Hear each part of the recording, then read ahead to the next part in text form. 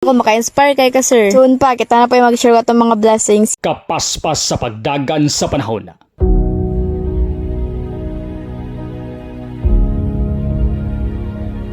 Nagsugod ang tanana sa pangandoy nga unta moabot ang panahon nga may kapaskong makahimo pagtabang sa mga tao nga labihan nga nagkinahanglan sama sa ako nga gakakita sa TV kaniadto.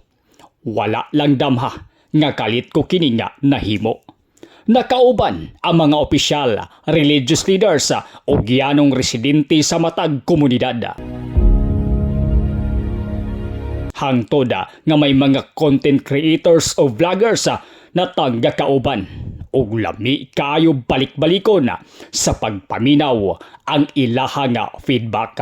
By the way, basin makaingon mo nga content ra ni, pero dili gid guys. Kaya dugay-dugay na ning ginabuhat ni Sir Zen, almost 3 years na siya gainani, with or without the camera. Like manghatag, and kana bitong feeling nga makahatag kag blessing sa ubang tao is lami siya sa feeling guys. Diba, maka-inspire kang gibuhat ni Sir Zen. Dili na ako maingon guys nga, soon pag ako na po'y makapaldo, I also want to share my blessings to other people guys like this. Sa among ginabuhat karon. Though gamay ra kay ni siya para sa uban, pero para kay uncle, ako na kay niyang kalipay. Og diri pud ako na feel no nga lami man kay sa feeling pag ikaw manghatag bitaw. Og na feel pud ako diri guys nga murag ako muton ng dughan. And guys, if you like this kind of content, if you have an extra blessings, pwede pud nato na i-share guys sa ubang tao para daghan pud tag matabangan pares kang Sir Zen. Mo to guys, well nagbaklay mi ni Papa na nga pa lami kay sa feeling makatabang sa ubang tao ba. And then diha pud guys, nangutana si Sir Zen kung kamusta sa feeling. Ako maka-inspire kay ka sir. Soon pa, kita na po yung mag-share ko itong mga blessings.